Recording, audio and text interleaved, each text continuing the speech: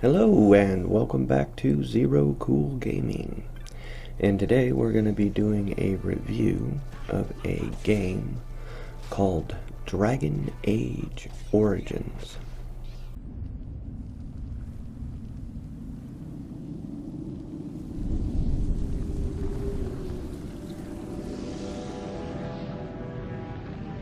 The Chantry teaches us that it is the hubris of men which brought the Darkspawn into our world.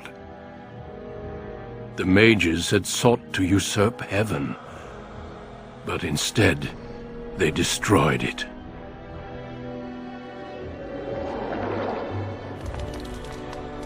They were cast out, twisted and cursed by their own corruption. They returned as monsters, the first of the Darkspawn.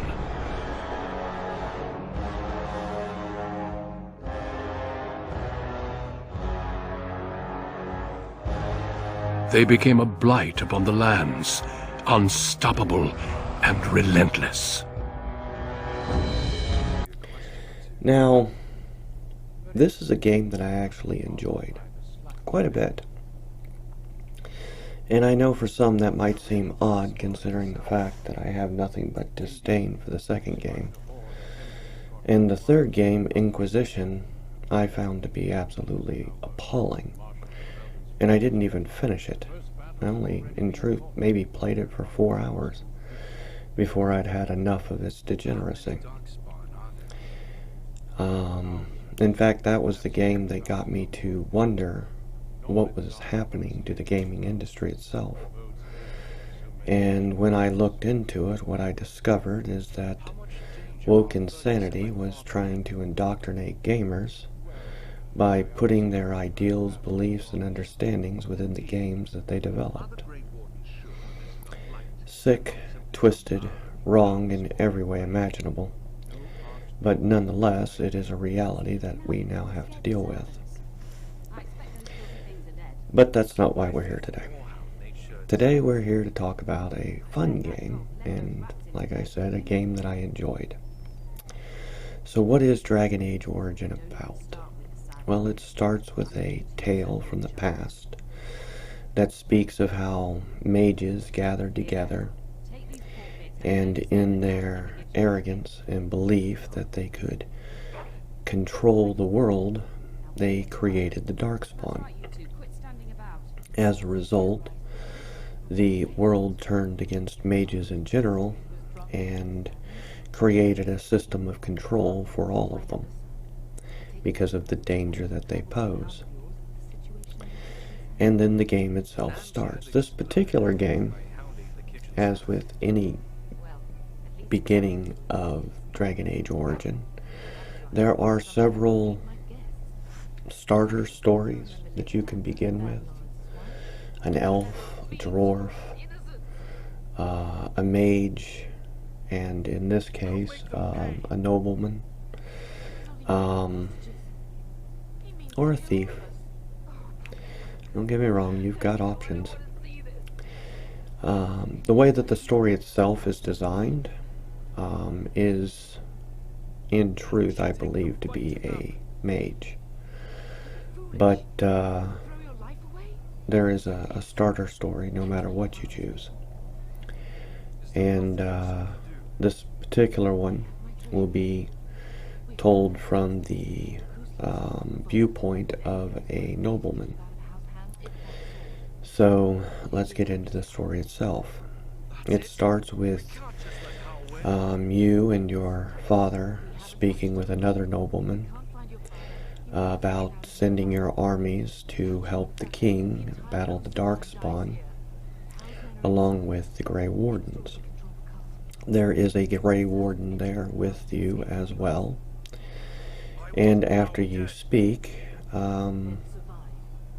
you're asked to go remove your dog from the kitchen, and you find that your dog is trying to kill off a bunch of giant rats that are in the pantry, essentially. So your first quest is literally kill the rats. Yes, I know, it's a trope. It's been played out in many and many of RPGs. But it suits this particular story.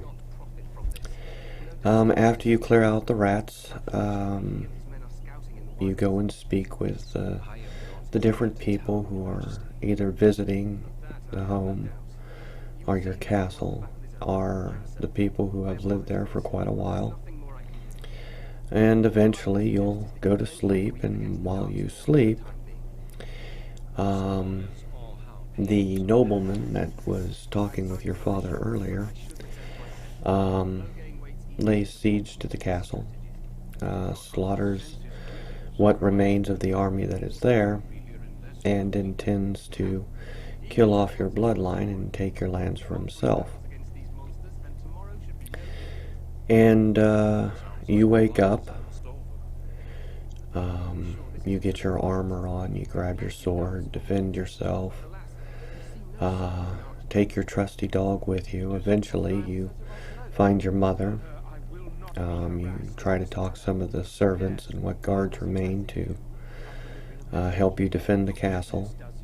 Um, and you will eventually make your way to where your father is, and he's been mortally wounded. And he asks that you leave with the warden, and the warden says that the only way that he will do that is if you join the Grey Wardens yourself, which your father agrees to, and you do as well. After which you travel to the town of Ostagar, where the king is battling the Darkspawn currently. You speak to him about the atrocities done to your family and the land stolen by the corrupt lord. And of course, he says that he'll have something done about it after the war against the Darkspawn is concluded. And then you make your way toward the ritual site for the Grey Wardens. And the first trial that they send you on is to go out into the wilds, collect 3 vials of Darkspawn blood, and collect the treaties and basically their different houses that have sworn to help the Grey Wardens in their time of need. And you head off to the ruins to find them. Along the way, you help out some soldiers that have been attacked by the Darkspawn. You yourself take out some Darkspawn. You collect your 3 vials of blood and head on into the ruins that once belonged to the Grey Wardens to collect the rights and the treaties. When you find the chest that they were supposed to be contained within, you find that the chest has been busted open, and most of what was within it is gone. And this is also where you meet Morgan. Now, Morgan is a witch of the wilds, and you'll learn more about her later. But basically, she wants to know why you're there, and what your goal is, what you're after. And essentially, she'll decide whether or not to kill you based on your answers. So Morgan takes you to see her mother, and she gives you the treaties that the Grey Wardens were looking for. And then you return for the ritual to become a warden. There are 3 recruits, 2 of them die, you're the only survivor. And then the king asks that you and Alistair go to the top of the temple to light the beacon when the signal is given, so that the secondary army can flank the darkspawn and wipe them out. And when you make your way toward the beacon, you find that it's been overrun by darkspawn. You have to fight your way through them. You finally do. You light the beacon, and the secondary army retreats, leaving the king and everyone else to die. But he doesn't stop there. On his retreat, he tells everyone that it's the Grey Warden's fault that the king died. And in fact, they're the ones who killed him. Because he loves you guys so much. And more darkspawn attack the tower. You're struck by arrows, your friend's struck by arrows. And Morgan's mother comes and saves the both of you. When you wake up, you find yourself in the Witch of the Wild shack. You have a quick discussion with Morgan's mother, and she asks that you take her with you on your travels so that she can learn more of the world. You agree to do so, and you head toward Lothering, which is a town that Morgan herself had suggested you head toward. When you get there, you gotta fight your way through some bandits, then solve some of the town's problems, and eventually you make your way to the tavern to find a squad of Lorgain, I believe his name is, the traitor that left the king to die. You find a squad of his men there, and they think you're responsible for the king's death, and you have to fight them as well. After which you leave one of them alive to go tell Lorgain that you know what he's did and you're coming after him. Not that I believe your threat will have any real sway in his mind. It'll just give him reason to double the guard and demand your death on sight. But regardless, you meet a girl of the Chantry there, and she tells you that she wasn't always part of the Chantry, and she asks to join your party.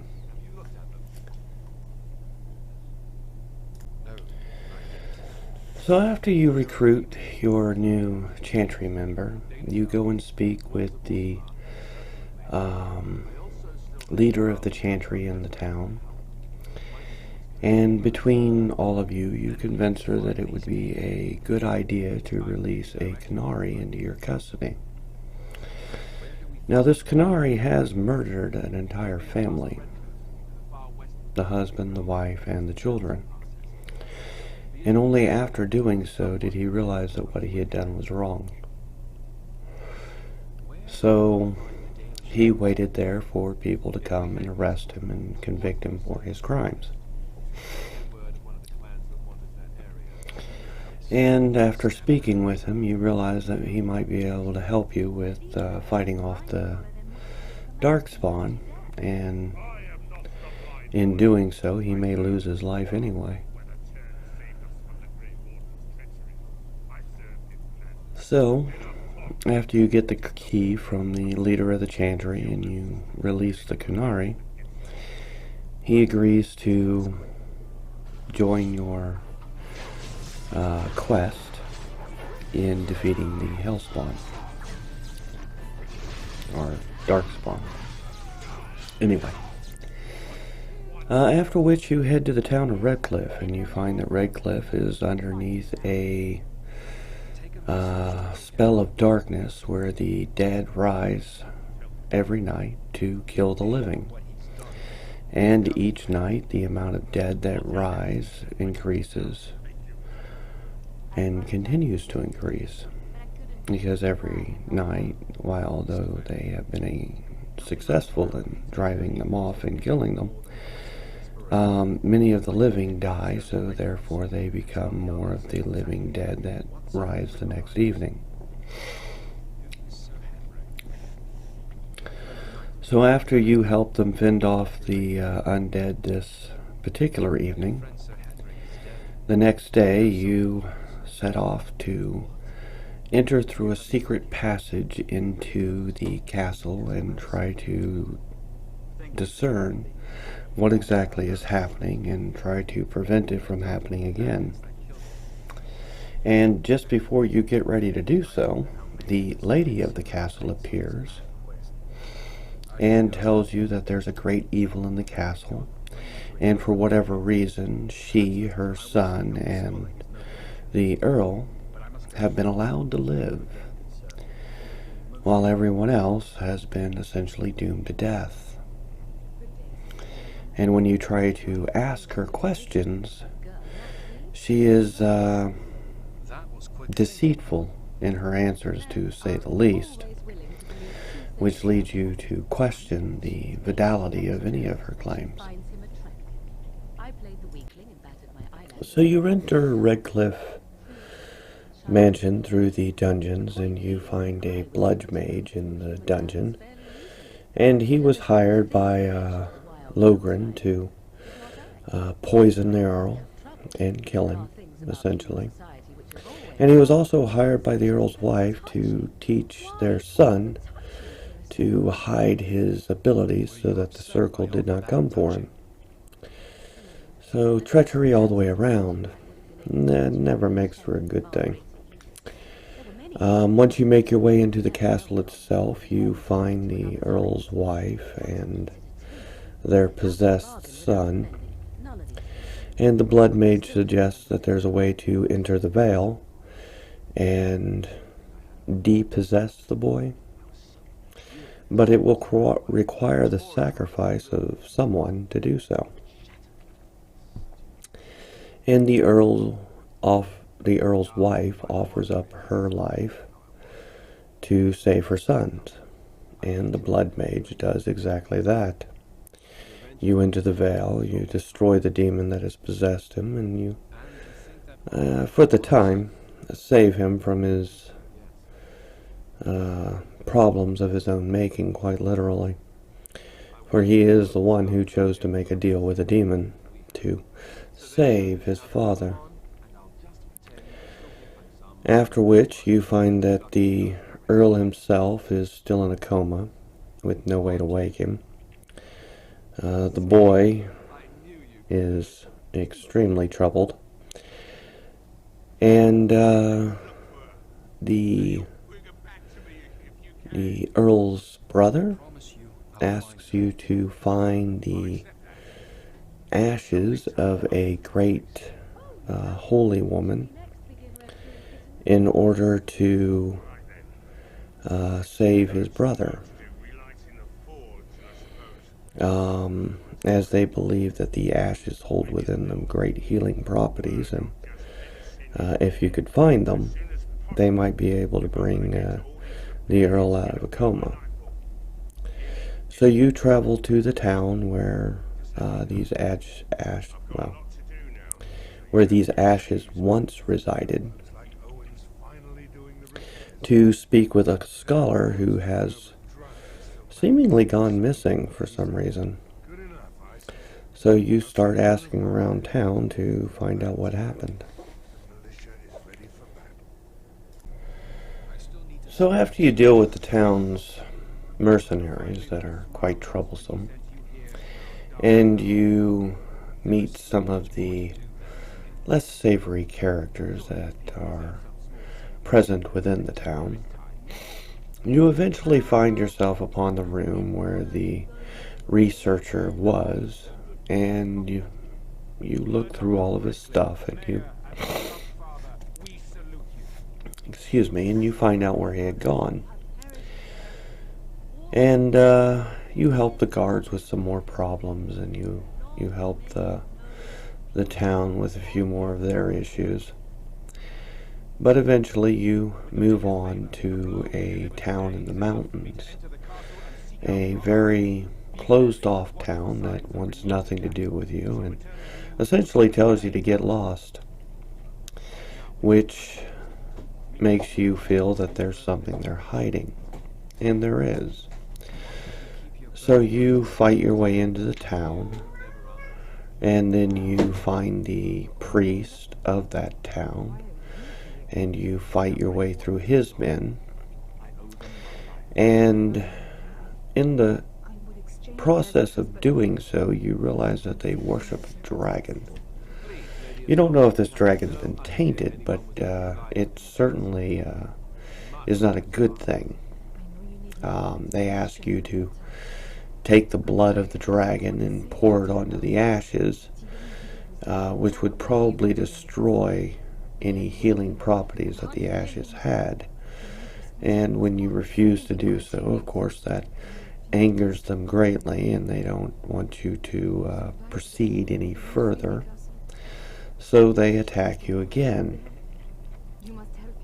But eventually you make your way through all of the opposition, and you find yourself in front of the Guardian. Now, the Guardian is a spiritual being by nature, but has some sort of mortal presence.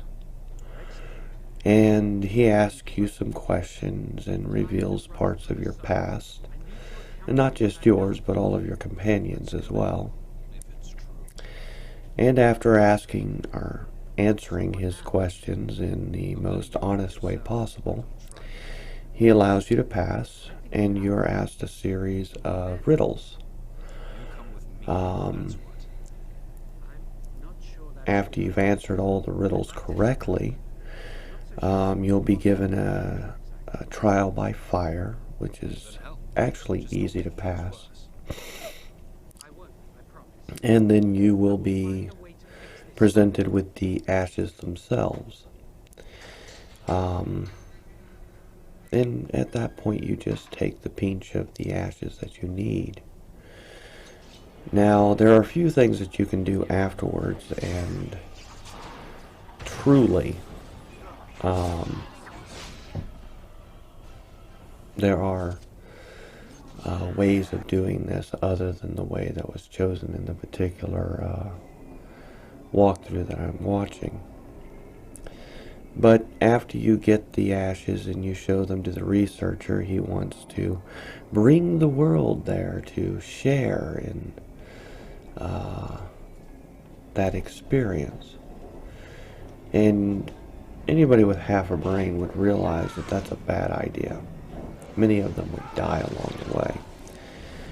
Just one misstep, one misunderstanding, one answering of the questions wrong, not to mention the unyielding torment that the spirits within would have to go through to deal with a line of people, a never-ending line of people, wanting to get their hold on some of those ashes.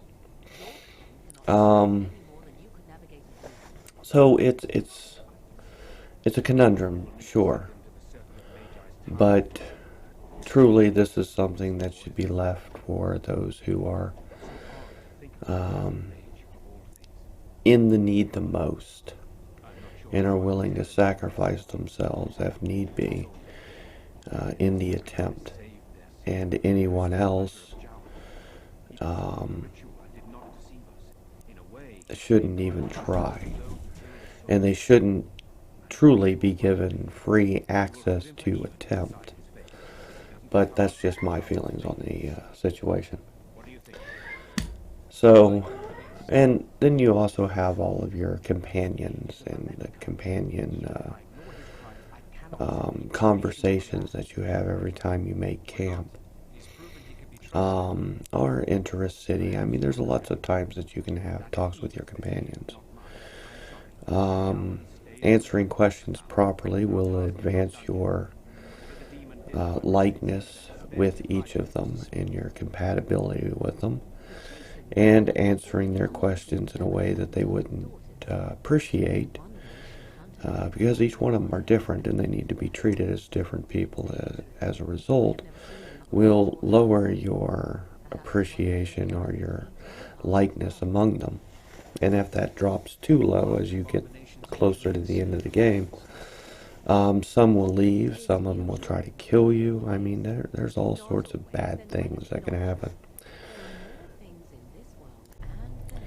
Alright, so after returning to the Arl and giving him the ashes that you had retrieved, of course it does save his life and he awakens.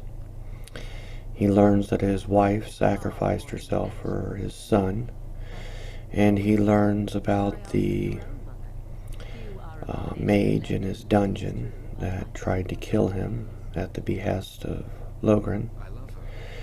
And he learns about the lies that Logren, I think it's Logren, has spread about the Grey Wardens. With this, he decides that the only way that he can unite the lands and defeat Logren is to have a lands meet, but he would need somebody who has a stronger claim to the throne than Logren does, and the only person available who would have such a claim is Alistair, and Alistair wants nothing to do with it. Nonetheless, he does agree to allow him to use his claim as a reason for the lands meet, and will allow him to spread the truth about what actually happened and what Logren has done, even though they have no real proof of any of it. So he tells you that you need to continue on your quest to find those who would be willing to help with the fight against the Darkspawn, and to use the treaties in your possession in order to do so. So the next place that you head off to is the Circle of Magi. When you get to the tower, you find that there is something wrong. Nobody can tell you what it is, and nobody wants to let you in. Eventually, you're able to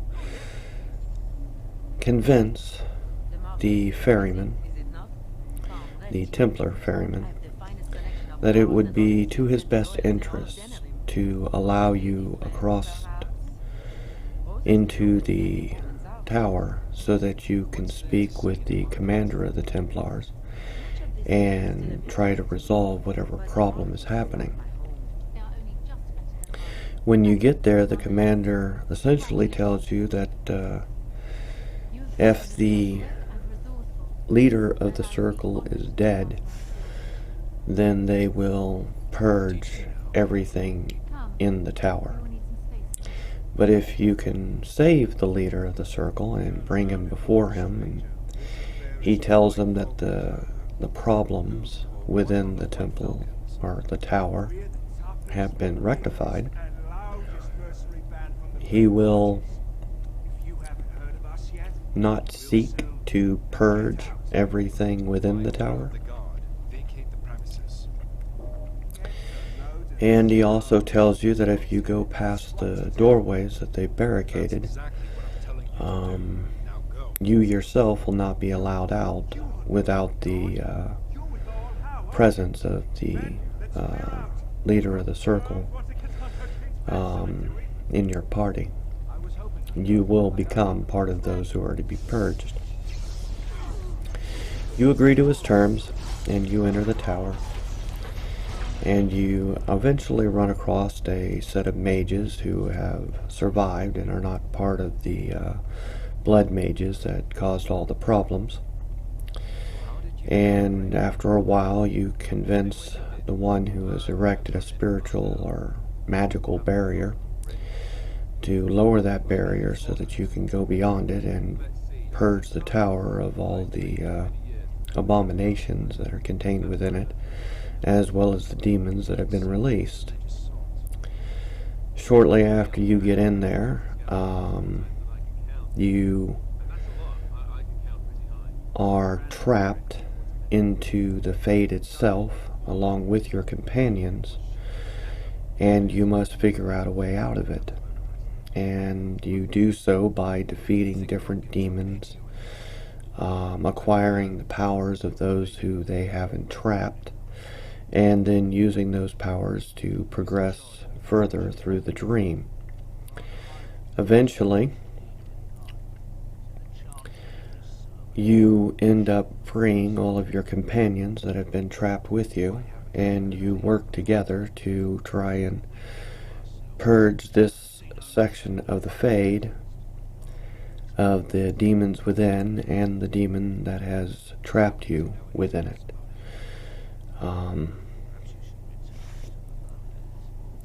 Depending on what path you take and who the background that you choose, all of these dreams seen within the Fade will be different, drastically different. Which is one of the things that I liked about this game. I liked the fact that the replayability was real because it wasn't a cut and copy of everything that had come before. In other words, depending on what background you choose, didn't just change the beginning intro sequence that you started with, but it changed many aspects of the game throughout as you played it. Something that we do not see in later games. Alright, so now we're going to talk about Orzammar and the dwarves. So you make your way to Orzammar to have them honor the treaty with the Grey Knights, and when you get there you find that their king is dead and the assembly is having troubles naming a new king. And you decide that you're going to help one over the other because one seems to be a power-hungry tyrant, kind of like the man that you're fighting against in the surface world, and the other seems to be a halfway decent man who just wants his people to have peace. So you choose to help the man who wants peace. He asks you to fight in basically a gladiatorial ring called the Proving, and of course you win. And then he asks you to do one other thing, since that wasn't enough, to convince the assembly that he should be the ruler or their new king. And he asks you to go after a paragon that disappeared in the Deep Roads 2 years prior. Now her husband has become a, let's just say, a drunken nuisance. And truly, he just wants a party that will go into the Deep Roads to find his wife. And you agree to take him with you. And of course you battle your way through the dark roads, and eventually you find the sole survivor of the party that this paragon had taken into the Deep Roads. And you learn from her that this guy's wife was, let's just say, a liker of the ladies, as well as a traitorous woman, because she willingly sacrificed her family, quite literally, to a brood mother. And to give you an idea of what a brood mother is, it is a, in this case, it was a dwarf that was continuously fed the tainted flesh of her family until she grew to a size that she could give birth to more darkspawn. What would be considered true darkspawn, not an infected who became a darkspawn. And yeah, this paragon lady, because she cherished power over all else and wanted this anvil of the void to the point that she was willing to sacrifice her entire family to find it. And she did, quite literally. But eventually you kill the brood mother, and you make your way past this point. And you find the paragon herself. And she's quite mad by this point, truly. Lost her damn mind.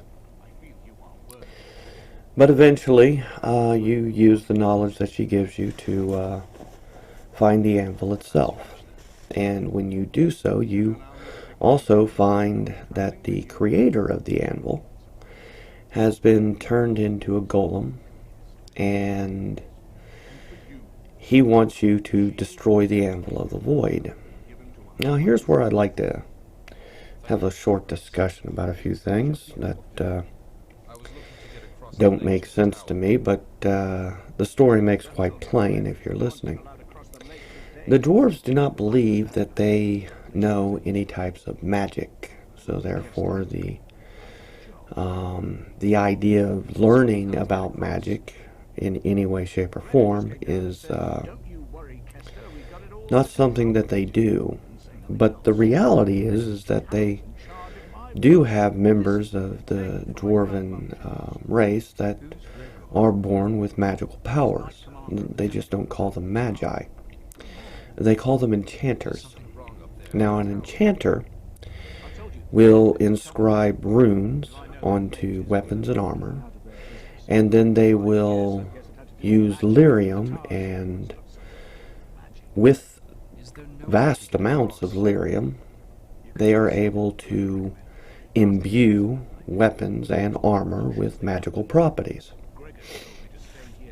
Thus the reason that they're called enchanters.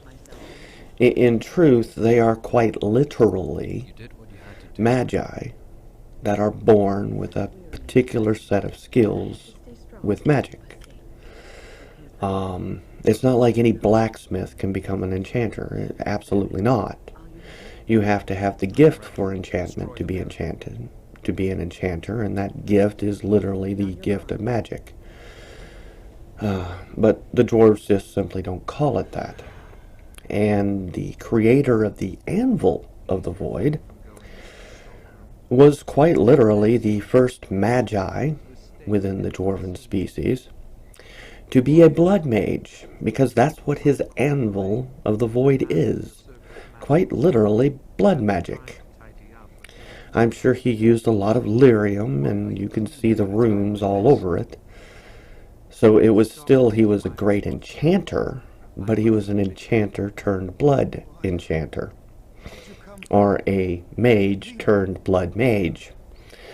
There's literally no difference. And the reason that is because in order to create a golem, you had to sacrifice a dwarf on the anvil to do so.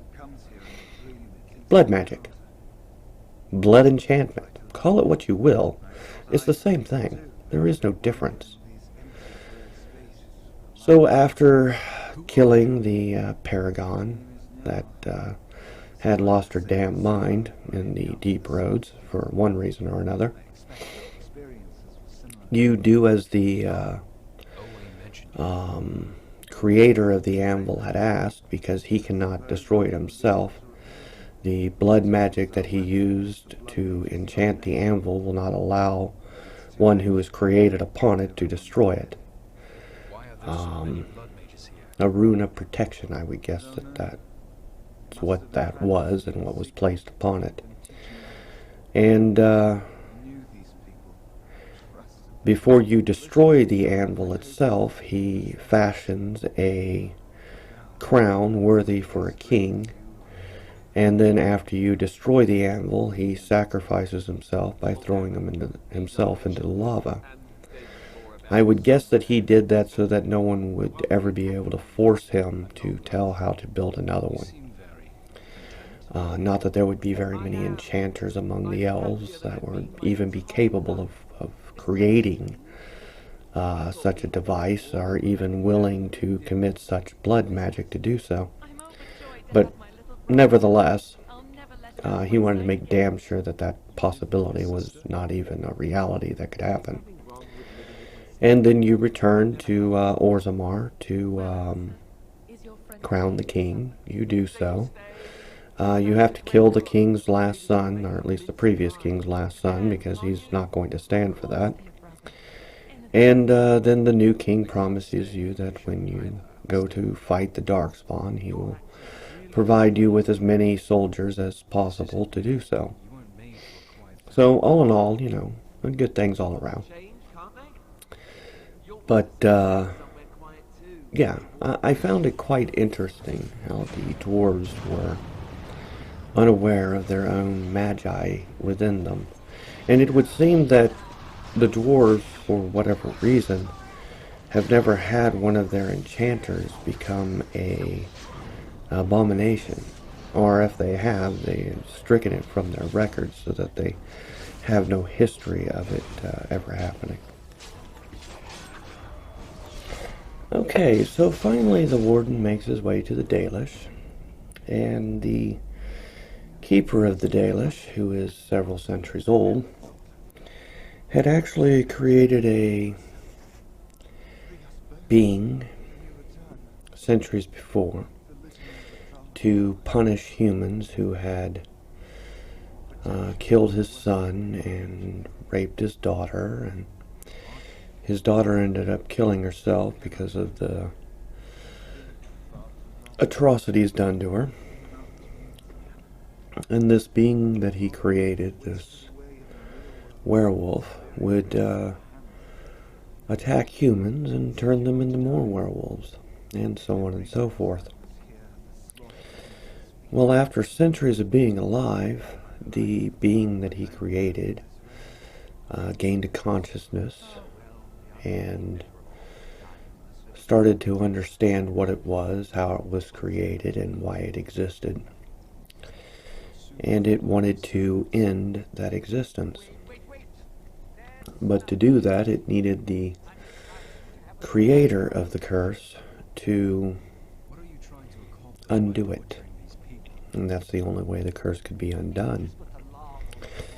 Because the curse is bound to him as much as it is to the creature that he created.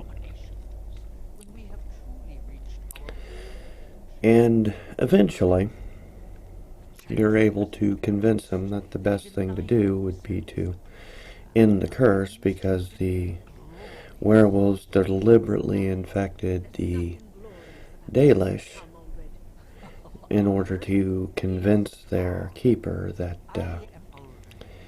this hatred needed to come to an end. And eventually he realized the truth of this. If he didn't do it, all of his warriors would die as a result, or be turned into more werewolves at the very least. So he killed himself and released the spirit, which ended the curse, and all the werewolves turned back into humans in Dalish. So, all around, it's a good story. I know I am simplifying it greatly, but that's essentially what it was about. Alright, and then we make our way to Dinnerum. Now, Dinnerum is where the new king of Ferelden will be chosen. And in truth, this is one of the longest sections of the game out of all of it. And the reason for that is because there are a lot of subquests, a lot of subplots, a lot of things that need to be done, and depending on which ones you choose to do, others become unavailable, and, you know, different things become available, depending on how you play through this area or section of the game. And it also depends on what you've done up to this point. There are a lot of decisions that you make throughout the game that will lead to certain things being open to you when you get here, and other things being closed off to you. Now, what I'm going to do is I'm going to discuss the part of this game that was laid out in this particular playthrough. It is not what I did in my personal playthrough, and it's probably not what's happened in many people's playthrough, to be quite honest with you. It is easy to make decisions along the way that you feel are moral and just that will lock out decisions that were actually chosen in this particular playthrough. So, without further ado, basically you show up in Dinnerum, and the Earl that you had saved from poisoning wants you to talk with the Queen, which happens to be Logain's daughter, And he wants to know whether or not she's on his side, your side, her father's side, how things are going. While at the same time, you yourself are under a death warrant because of Loghain, so there's that problem. And because of your Crows member, who's an assassin, you also have to deal with the Crows who still want you dead. Well, not you personally, but you're one of the members of your team. So, lots of issues. But regardless, during your investigations, you'll find that Loghain has locked his daughter into her room, which is the Queen, and refuses to allow anybody to have access to her, and refuses to allow her to talk to anyone. You find out from her handmaid that she does not approve of her father's actions and has doubts about what he did on the battlefield and why her husband actually died. During this time, you find out that not only has he tried to poison the man that you saved, but he rose other corrupt individuals to positions of power in order to support him. People who should not be in positions of power because of their corrupt nature. And he didn't fake a plague in the alienage. He just exaggerated its devastating effects so that he could sell off the elves as slaves to another country to help support, pay for his army. And of course, slavery and the idea of allowing slavers in Ferelden is supposed to be a crime. He also had many people, other Grey Wardens who had nothing to do with you or what happened at Ostagar, hunted down, tortured, and killed. He went out of his way to ensure that the Chantry and the Templars would be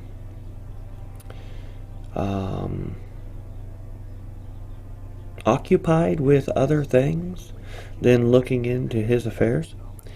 That would be the best way to put that. He had them basically serving as a Red Cross aid to the alienage, even though such things were not necessary and what they were doing wasn't helping with the plague at all. It was all meant as a distraction. And then you have the idea of actually going through, and you need to convince many of the nobles that your cause is just and what you want to have done is the right thing for the country. And you'll need to do tasks for each of them, or have done tasks already for them, in order to get them on your side. In some cases, you may have saved a man's son, or you prevented a castle from falling to foreign forces, or you other tasks of this sort. With this particular playthrough, he decided that it would be a good idea to have the Queen marry Alistair, which would gain the most support amongst the nobles. And he also chose to kill Loghain rather than have him become a Grey Knight. Now, in my playthrough, I had him become a Grey Knight, and there were several reasons for that. But regardless, by killing him, of course, you angered some people, obviously, who saw him as a hero of their lands for driving off the invaders that had come years before. And while others also saw this as justice for not only his wrongdoings against you and your family, but the wrongdoings that he's done against many of the families of Ferelden.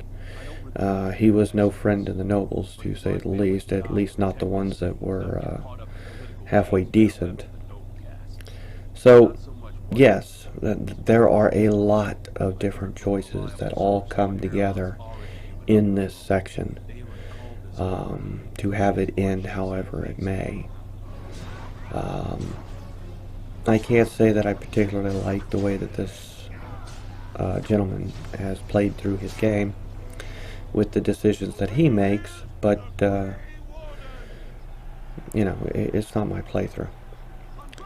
And it's not to say that my playthrough is better or worse, it's just I choose differently. Therefore, I don't like the choices that he made. And that's all me, you know, that's my morals, my values, my understandings, my belief structures. And this game does draw on all of that by the choices that it allows you to make and the weight that those decisions hold throughout the game, because it does cause things to play out vastly different depending on how you choose to answer the questions presented to you as you go through it. Alright, so how does this story end? Well, this particular playthrough, he chose to have a child with Morrigan, which would save his life from being taken when the archdemon was killed. There was a great battle which led to the death of the archdemon. And then afterwards, I'm horrible with names. The guy that, Alistair, married the queen and became king and queen of Ferelden. The Grey Warden was named Chancellor, and he left after the festivities to travel the lands with the bard. I'm horrible with names. The bard that was part of his team. And the rest of them went their separate ways. He never did find Morrigan, of course. It's true to her word in that respect that she'd never find him. Or the child. And that's kind of how this story ends. There are also a few different decisions that you can make along the way, obviously, that would change the way things turned out. But this isn't a bad ending. I wouldn't say it's one of the better ones, but it's, at least not in my opinion. But it's not a horrible ending, to say the least.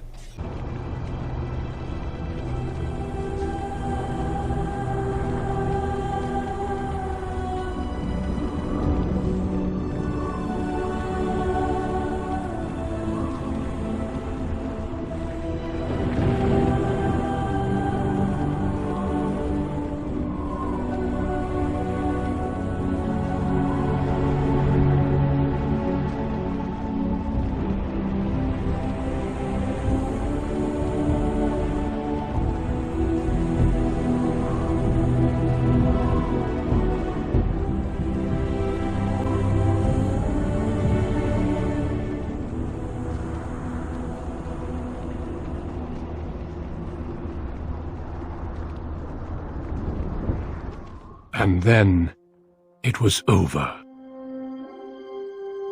With the archdemon dead, the Darkspawn horde quickly crumbled. Most fled back into the deep roads.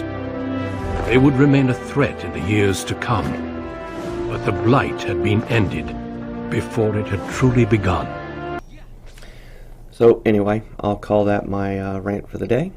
This has certainly been a long story, and I hope that you enjoy the rest of yours. If you could hit the like, subscribe, rumble, follow buttons, all that does help. And I'll talk to you later.